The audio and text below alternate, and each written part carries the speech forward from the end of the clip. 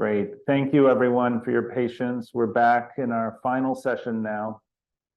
Really excited to have this interactive conversation to reflect on what we've heard this morning, reflect on the workshops we conducted this afternoon, this fall, and also reflect on the opening session that we had in September.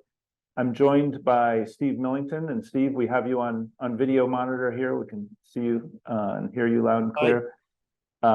Tim Tompkins from NYU Marin Institute, and Ellen McCarthy here, a member of our faculty at Georgetown.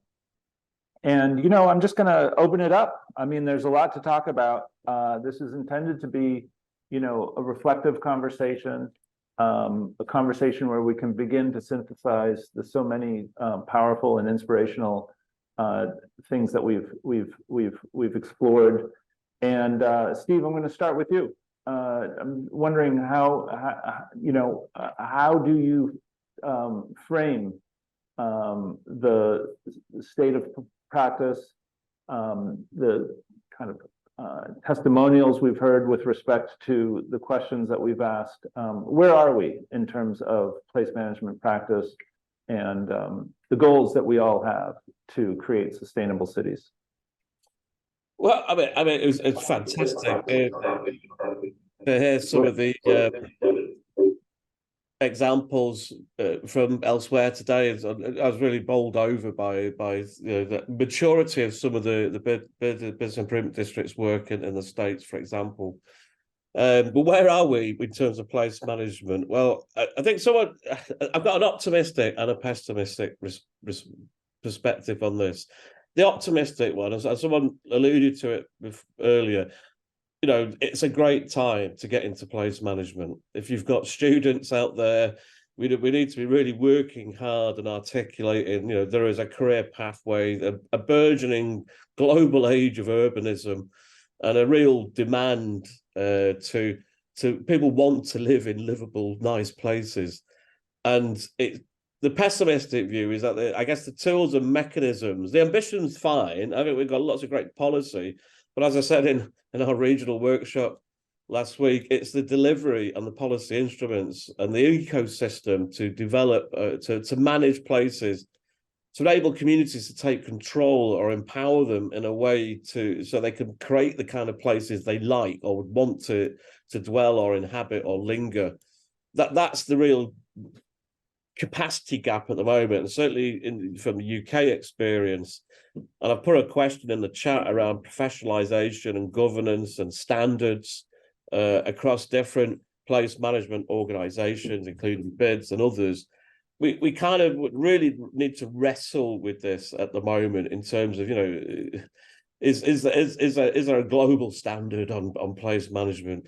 Could we have public space charters? You know, and one challenge we've got in the UK in particular is place management is kind of done, but possibly by the wrong people. When we did this yesterday, we were working with a former member of parliament, and place is not well understood in politics, and place management is virtually absent from political discussion. So we kind of really need to lobby and advocate hard for place management with our political masters and so on. And so raise awareness of the sector and its need and professionalize it. And so there's a career. So, you know, someone could leave university with a degree in whatever and then see themselves as a professional place manager in the future. I think that's the real challenge we've got at the moment. I think that's an excellent point. And Tim, you have so many perspectives on this. You've worked as a place manager, one of the most iconic places in the world, Times Square. You've also worked to develop capacity as in the practice, and you've been very active in the International Downtown Association, and now, of course, researching and really innovating new ideas. Why don't you just react to what Steve has just said and kind of situate this in both a North American and also international perspective? Yes, and also before that, I had worked with neighborhood parks groups, and that's how I got to know Ethan and Fred and some of the placemaking folks that shaped my thinking. And I think one of the really interesting things and a great service of what you've done this fall is, in a more systematic way than a lot of other people have done, you have been broadening the understanding and the definition of what these kinds of place management organizations are, not only geographically, but also functionally. And I think that we in the field know that there's a lot of people doing a lot of this kind of stuff in different places. But I think that there's a greater understanding that's been happening in the last few years. It's accelerating about this field and about the difference it makes, not just in terms of economic or business development, although people like Chris make an incredible case for it, but also in solving so many other issues. This fall, after our earlier session, I went to a conference on urban health, where the main determinant of someone's health is not race or income, but place, and the environmental effects of health. There's all these different conversations happening, and I agree. And I also think hearing the work of the Institute of Place Management, your rigorous research made me realize how little we know about the field. And its many different manifestations. And also hearing Greg Clark earlier today give that context of different economies, cultures, and governmental capacities, which play such a role in shaping these things. One other thing that happened recently that I do think that the term place management, in some ways, it helps us understand these professions, but it holds us back as well. And just last week, there was a conference, a gathering at the Federal Reserve Bank of New York, where they weren't officially sponsoring, but they were hosting it. And it was related to Seth Kaplan's new book, Fragile Neighborhoods. And I think talking and thinking about neighborhoods and neighborhood governance and devolution of powers to the local level, Sheila, in your first session back in the fall, said we have to figure out how to convince essentially government to give up more power, and that's what was just said here as well. And I think that's the key. And I think the lens through which to do that is to say neighborhoods need to be governed better, more equitably, and more cooperatively. Government can't do it all. And I'll just add one thought, which is, to the extent this is either the fourth or the fifth level of governance, we have a problem because these entities only exist in so many places, partially because government makes it hard and doesn't have a set of philosophies about how to support these kinds of entities. And by these ones, I don't just mean bids and parks organizations, but any place-based nonprofit that is playing this kind of coordinating role, creating social capital, paying attention to public spaces, doing a number of things. And so part of it is because government doesn't have a proactive set of policies just to encourage and empower it.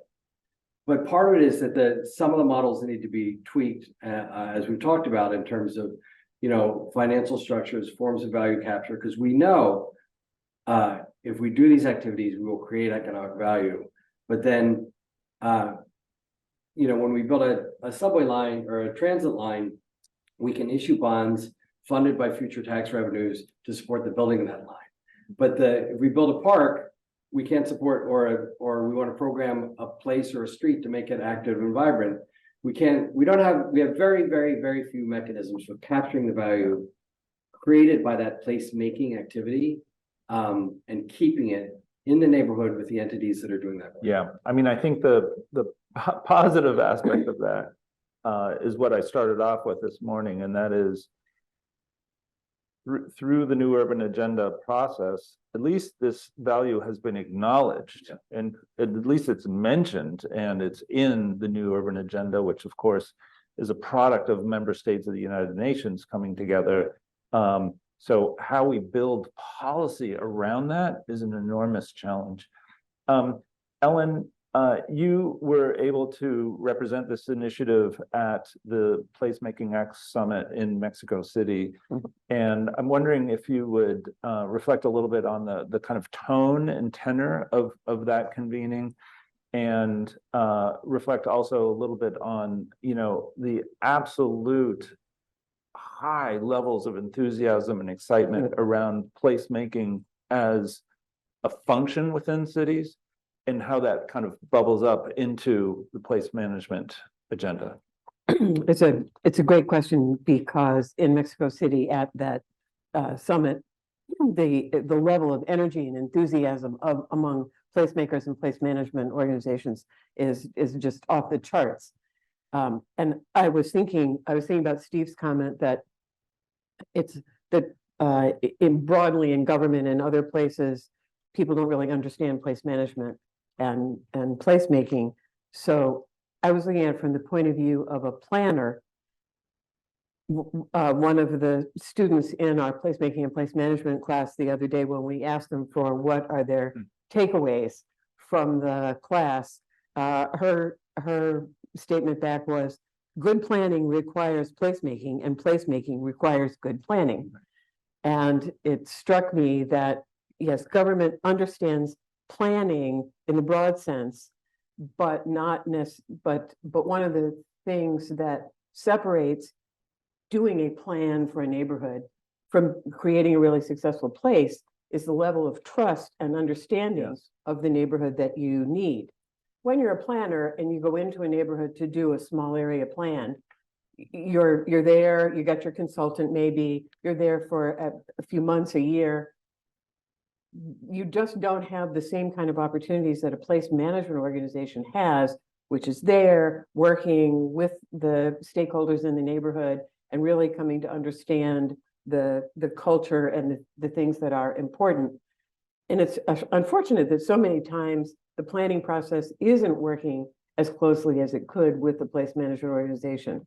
We've certainly got some great examples in Washington, particularly the 11th Street Bridge project, where that's been a merger of the philanthropic community and the government and the nonprofit that's creating that. But it's an extraordinary model, and it's not well represented. Yeah, so interesting, this issue of establishing trust. Again, kind of an idea that's discussed and debated, lots of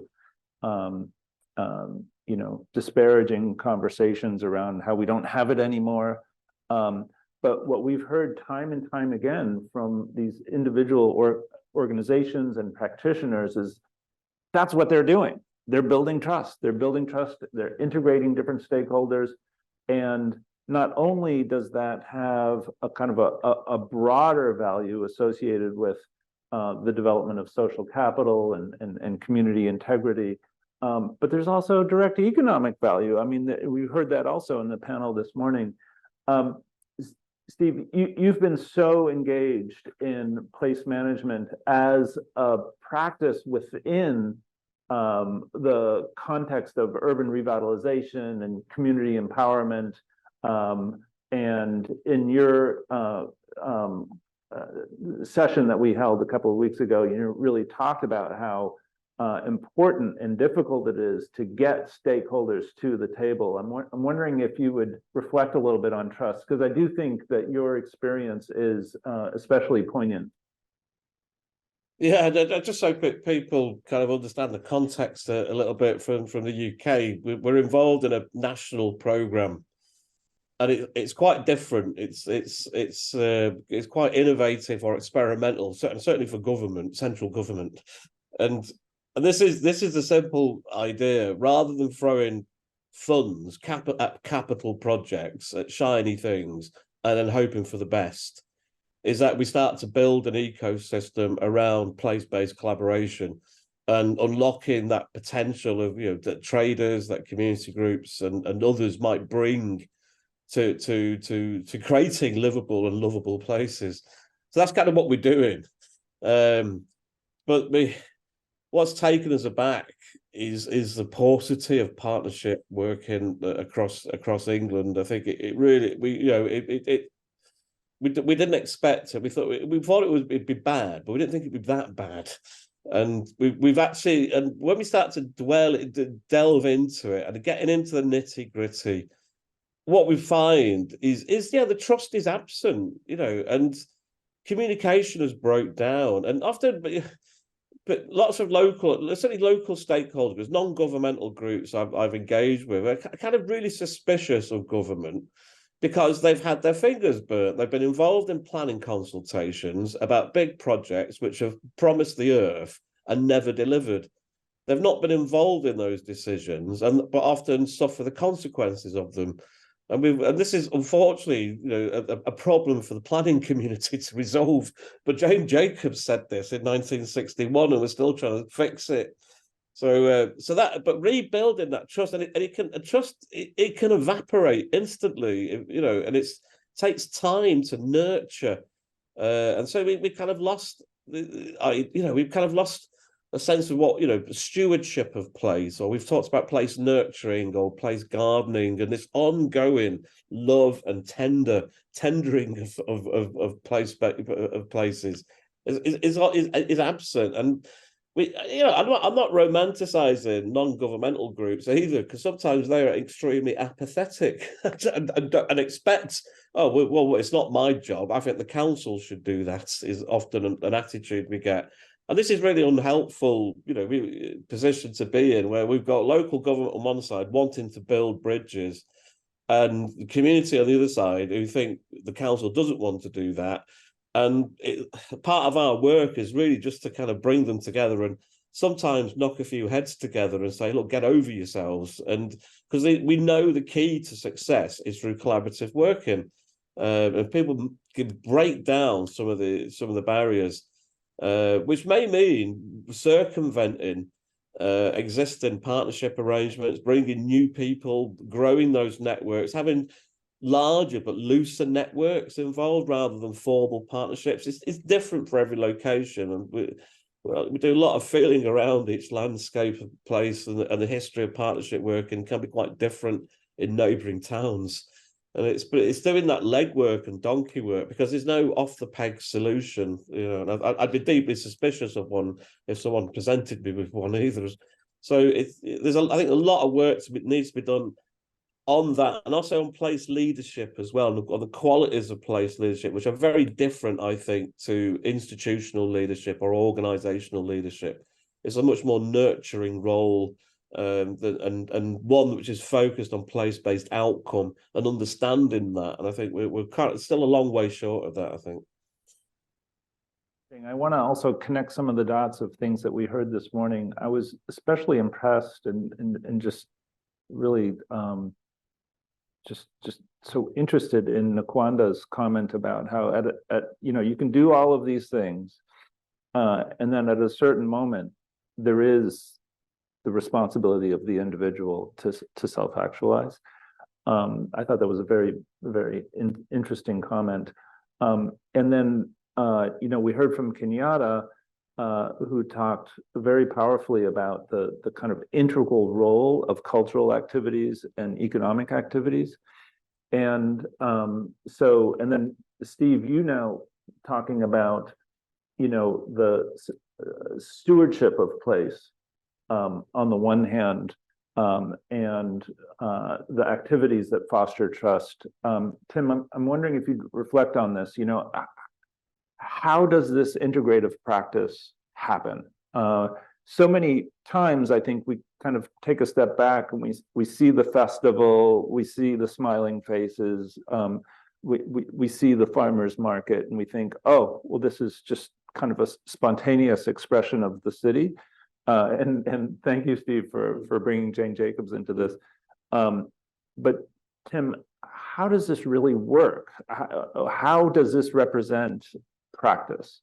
I mean, I think if there were a simple answer, we wouldn't need to have this conversation. And I loved what was just said about it can't be one size fits all. I love the phrase, how do you create an ecosystem of place-based collaboration? And then when you used the word culture, I thought it's almost about a culture of place-based collaboration. It's a culture of collaboration at the neighborhood level.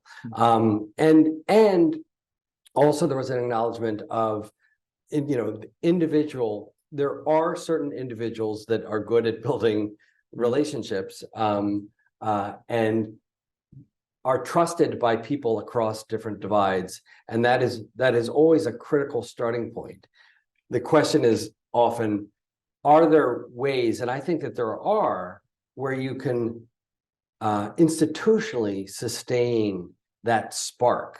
It won't be as good, it won't be as creative, it may not last forever, but by creating these points of intersection, I mean, most of these entities have no hard power. Their soft power is the power of alignment and consensus. Right. And that only happens when there's a baseline of trust among certain individuals and someone's trying to nurture that.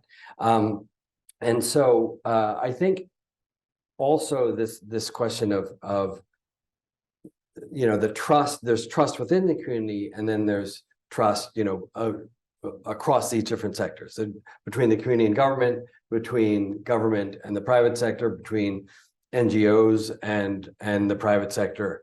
And we all know that there's enormous challenges in there too. But I think part of it has to be, on our part, has to be an understanding and a willingness that there is an element of individual,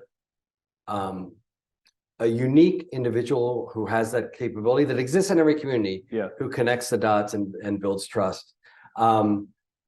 And we can create some kinds of systems that sustain those intersectoral trusts, and it's going to be messy. Because if you're sharing responsibility and you're sharing trust, and you're allowing something to evolve over time and across different neighborhoods and places and cultures and economies, then it's going to be messy. Yeah, interesting. Ellen, you're a former public official, former planning director, and we just heard from Chris Lineberger, who talked about the need for policy reform in cities. We know that many cities are kind of actively engaged in really rethinking their administrative frameworks, especially for land use. And but how do you see you can think about trust within the context of the place, but how do you see that value as Tim is just now exploring, kind of plugging into other areas of innovation, whether it be regulatory and policy, or economic systems that exist within the city and the metropolitan region? I mean, this is not all in a vacuum. How do you see those place management organizations and the voice that they represent influencing other broader outcomes? I think what, excuse me, one of the great things about Chris Lineberger's, sorry. One of the great things about Chris Lineberger's research is it's given us a demonstration of value that place management organizations can then say to the broader governmental framework, hey, look, if we work together on this, this is what we at the place level can bring to your overall picture that isn't that is outside what would be the traditional governmental channels. I would highly recommend to people that they take a look at the Global Cities session that Tim moderated with the 3 place management organizations in New York, because they so vividly demonstrated how much you can leverage by just creating partnerships on very local levels and in higher levels as well. I was struck by the conversation about session on South Africa. Ayana Joji from Joburg was listing what some of the obstacles that place-based organizations face.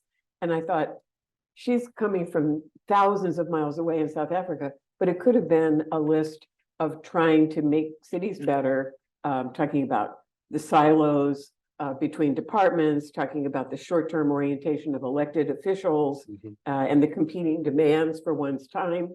So there's as Tim was saying, if we knew what the great magic bullet was, we wouldn't have to have Global Cities Conference. Yeah. But the place management organizations and the skill that they've developed in overcoming silos and in building partnerships is something that a closer relationship between them and governmental and philanthropic partners could be of great benefit, I think. Yeah, that's so interesting.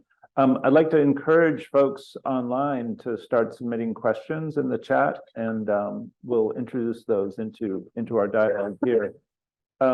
Steve, I do again want to go back this set of activities that you're involved in, because I do think they're especially useful to thinking about how different levels of government engage. And the fact that in the UK you do have this initiative that's federally sponsored is especially interesting and potentially transformative. I know you're in the middle of it, so it may not seem as rosy as we think it is on the outside, but speak a little bit more about the transformative goals associated with that program. And also, I'm very interested in whether you think that the national model in the UK might be exportable to other markets in other jurisdictions around the world. Sure, yeah. I mean, things are actually different for this week compared to the previous week, because we launched with the government a pilot program on Wednesday called High Street Accelerators. So we'll be working more intensively now with 10 places across England, and it's focused entirely on partnership building. It's leadership and partnership building in the first instance over I think a 9-month period with very clear targets. And what's useful is there's a bit of revenue funding and a bit of capital funding to enable to oil the wheels of these partnerships, so they can identify some quick wins and see if they can get them over the line. And then if we can get those quick wins over the line, it means trust builds, and hopefully they can then move on, A, to become a little bit more sustainable, and B, address maybe bigger, more strategic issues. And there's always a challenge with the hyper local, in the sense that they will quickly hit capacity constraints. Yes, we can run a street market, but the community neighborhood group can't build railway infrastructure, for example. So it kind of then we definitely need planners, and we definitely need architects, but it's been able to kind of network, that interscalar networks is so important, and it can be very complex in the UK, where we might have several levels of the local authority, all of which are siloed. So it's as well. So it is this kind of left arm not knowing what the right arm's doing. So that's been a kind of but it's going back to those. It needs certain individuals who understand how to broker those relations, and that's the challenge, is that they're not always there, and how do we nurture and build those skills? And I think this is and also the other challenge we've got, we have some very good people working locally, and they get poached and by other places. They're very effective because they're in demand. So sustaining the hyper local and local initiatives is also a challenge as well.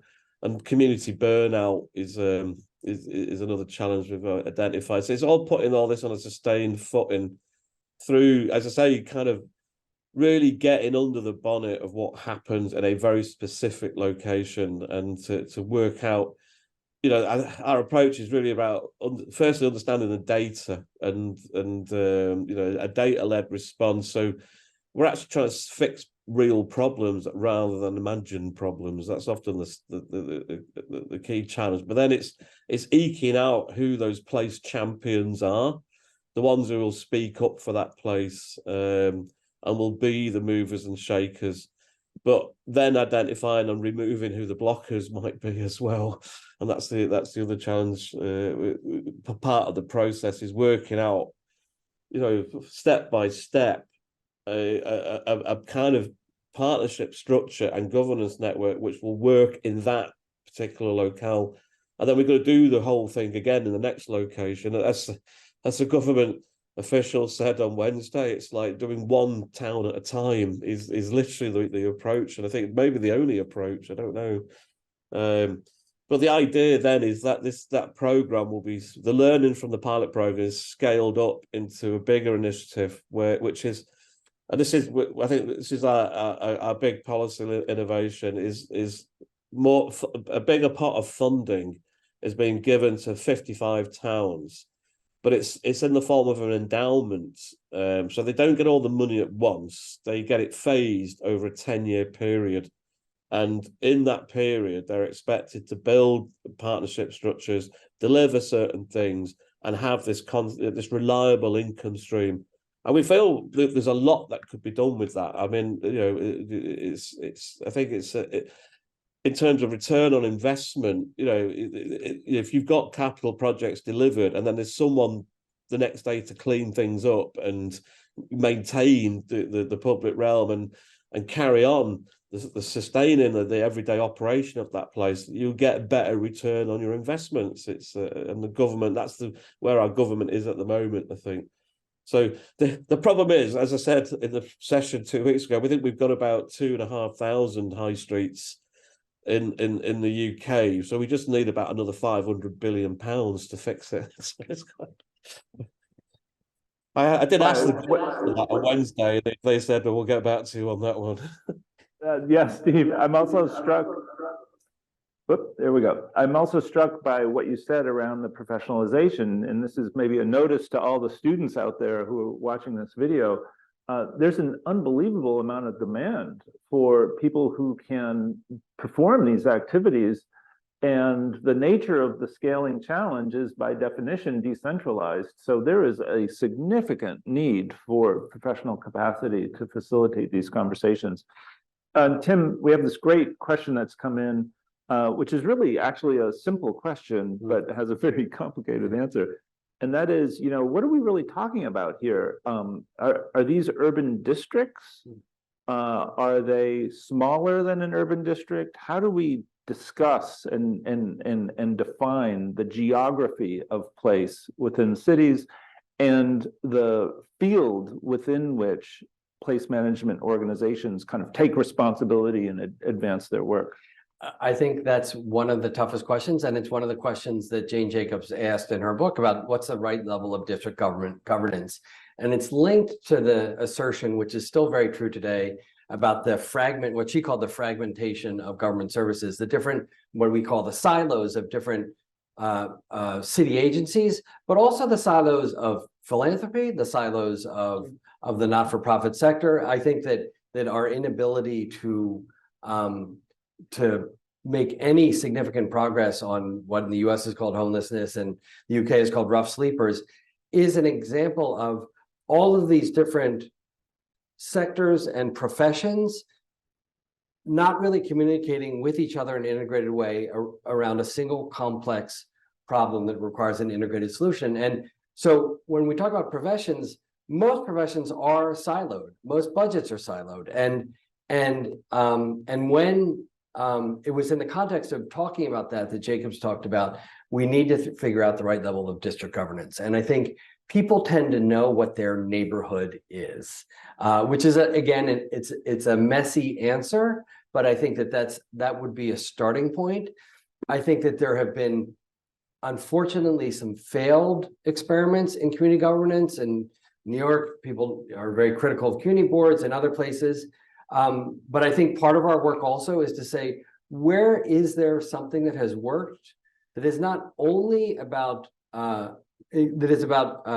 devolving line authority on the part of government across agencies around a place, but also having a partnership, not having these not-for-profit entities run these places, even though we call ourselves place management organizations, especially from an equity point of view, government's got to be there. Right. But I think exploring that question of what's the right size of the district and what's the right amount of power to be devolved, because we also know that devolving power to neighborhoods and communities, there can be downsides to that, in terms of like the NIMBY attitude and other things like that. But don't you agree this is not just a uniform distribution of place across the metropolitan landscape. Yeah. This is about specific places that are very high traffic, that are have a higher level of performance and Yeah. have a higher level of expectation associated with them. Yes, and the one thing I'll add, because you talked about trust, Steve, was many of these tools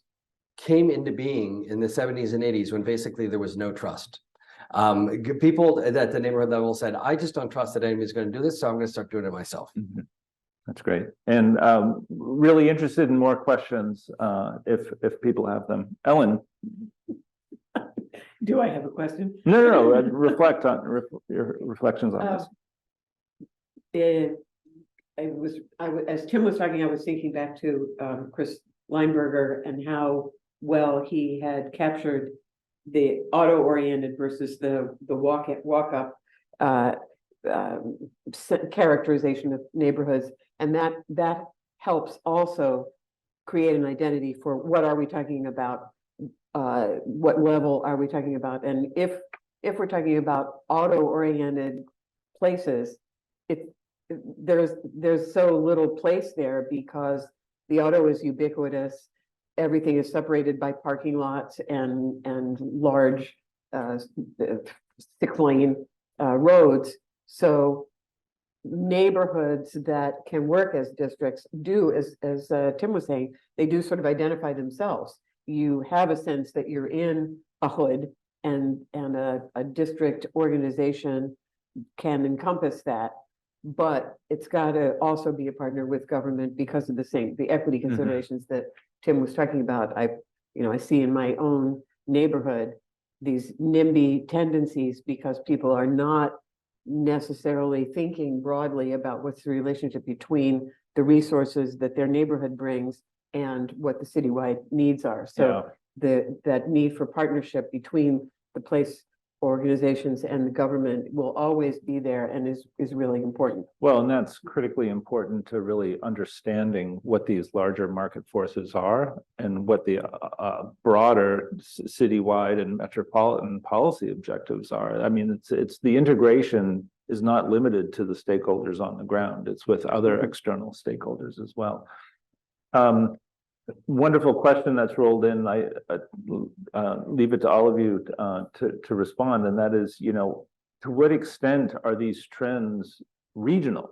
That we've are there certain trends that are happening in some parts in the world and not others? We heard a little bit about this from Greg Clark, and I know from my own work that, for instance, in East Asia, the private property markets have embraced place management in a way that I don't think we've seen anywhere else around the world. I mean, the issue of introducing cultural activities into places that one might ordinarily think of as a place of pure commerce is really, really interesting and extraordinary.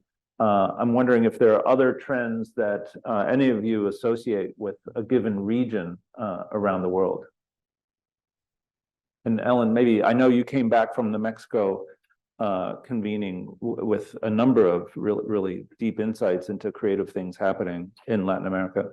You're right. It was very interesting to observe just within Mexico, Guillermo Bernal, who started off as just a place manager for a small district in Mexico, now runs Placemaking Mexico, and is now engaged with a number of countries in South America as people begin to realize the value of place management.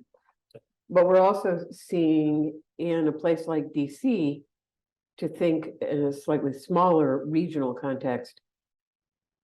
We all know in major cities all across the world, the result of the pandemic and the work from home phenomenon has ended up creating real problems, especially for downtown districts that had been very office dominated.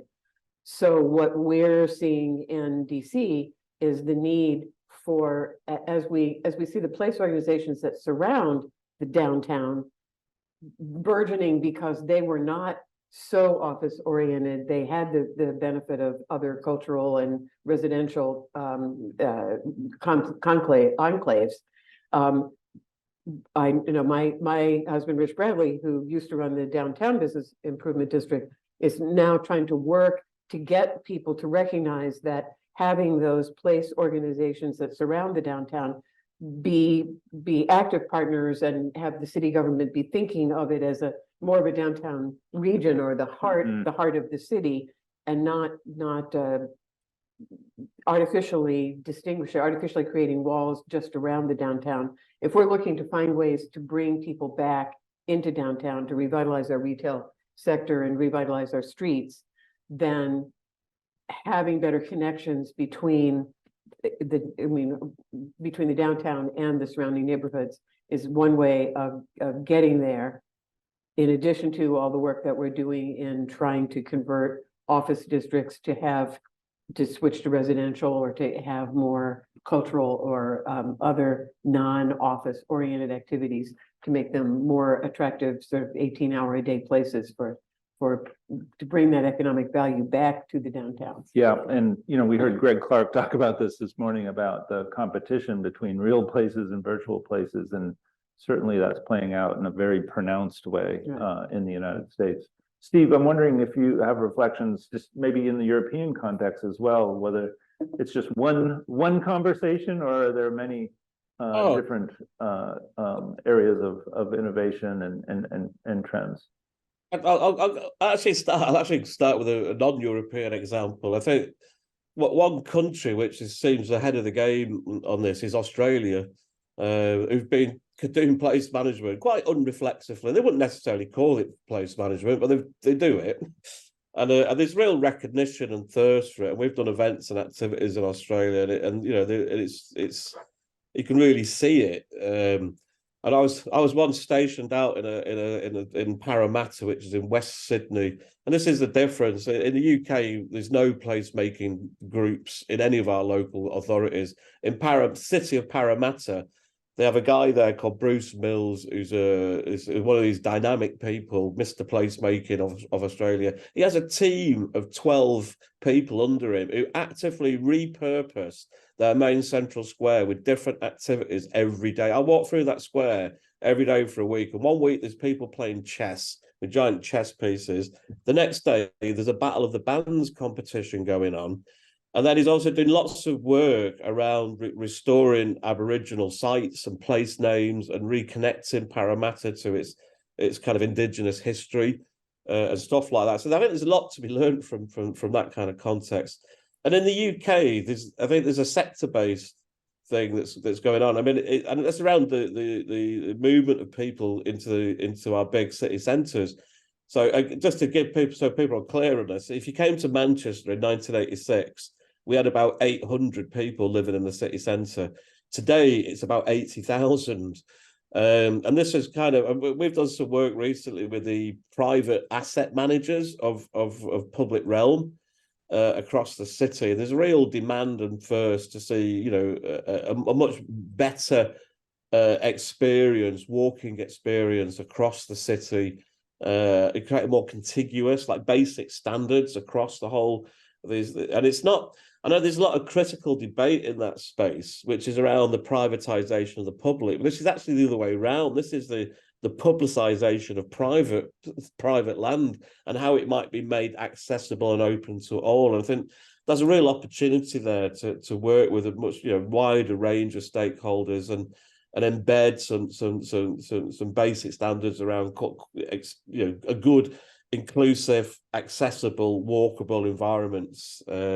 By working with these kind of asset managers, there's a real demand because they can see the bottom line, because if they've got nice places around their developments, it increases the value of those developments. So we could, I think we could lever them a lot more, because they're very wealthy organizations, I suppose. I was put, for example, I've got a good illustration there. It was put to me by one major asset manager.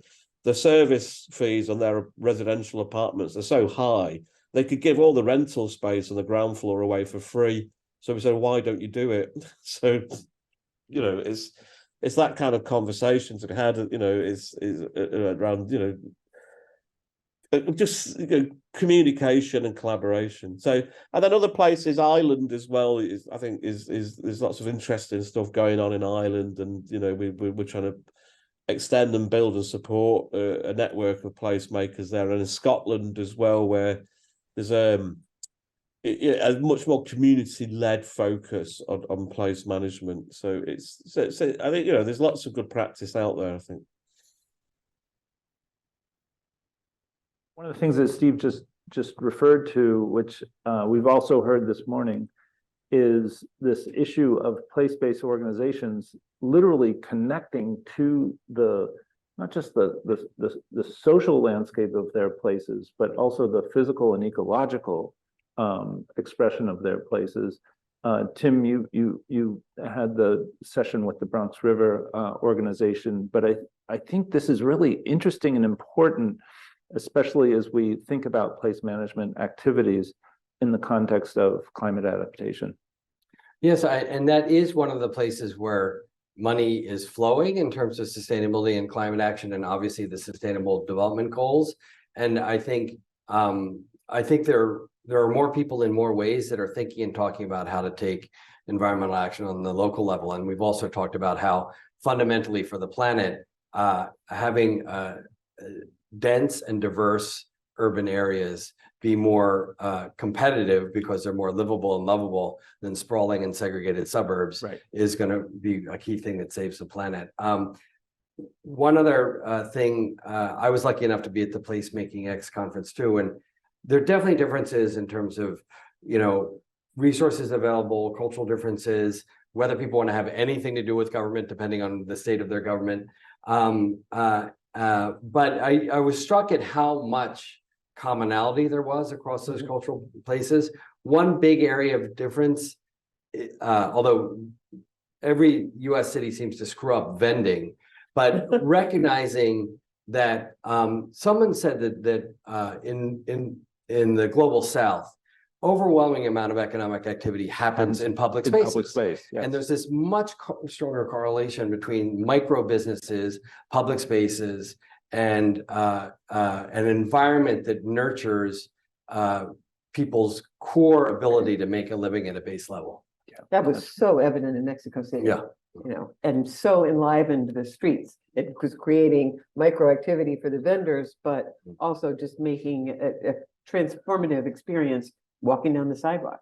That's wonderful. And on that note, let's close this panel. I'd like to thank each of you very, very much for this. And I'm hoping that we can bring the slides back up for just a couple of final remarks.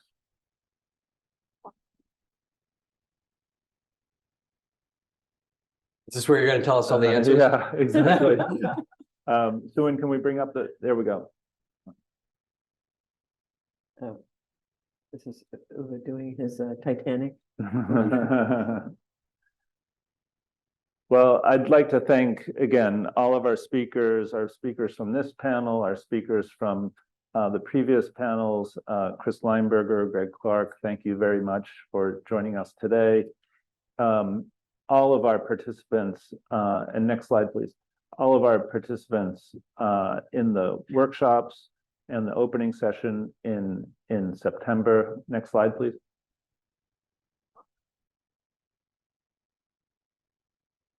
And I'd like to just invite everyone to think about a what-if scenario. What if these place management organizations had access to great data? What would we want them to perform in these urban places? What if place management organizations had the capacity to really collect, present, and share the data that is totally connected to their place? And what might we, as broader thinkers about cities and sustainable urban places and sustainable urban regions, how might we benefit from this kind of data, from a deeper understanding of how these places work and how we might be able to build additional decisions around these high-performing places? Next slide, please. You know, the landscape of data in cities is fractured. We see many impressive activities associated with urban district-based reporting, but typically they do not relate or directly connect to other data frameworks that exist at a city level, regional level, national, or global. I think this is part of the question that UN Habitat asked us to explore, because we have a series of frames, series of scales associated with data collection in cities, and we want to know and we want to empower those organizations working locally to advance not just citywide and not just regional and not just national, but indeed global goals. Next slide, please. So we'd like to thank everyone again. Thanks our participants, our speakers, our partners. What we'll be doing next is preparing a report for UN Habitat. We'll be doing this in a digital fashion that includes all of the archived video that we've collected this fall.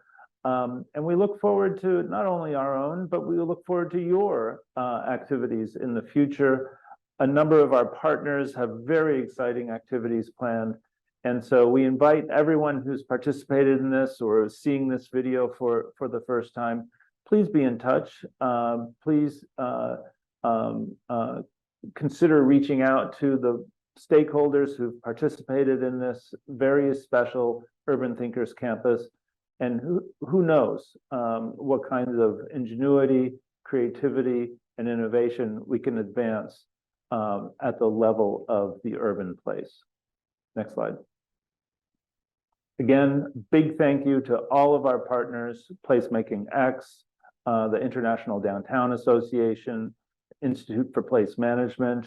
Thank you to NYU, Urban Land Institute, Kapkan, and Spaces for Soul. And again, a very special thank you to our supporter, the Verizon Corporation. With that, I'd like to bring this Urban Thinkers Campus to a close, and we look forward to distributing the findings of this in the first quarter of next year. Thank you.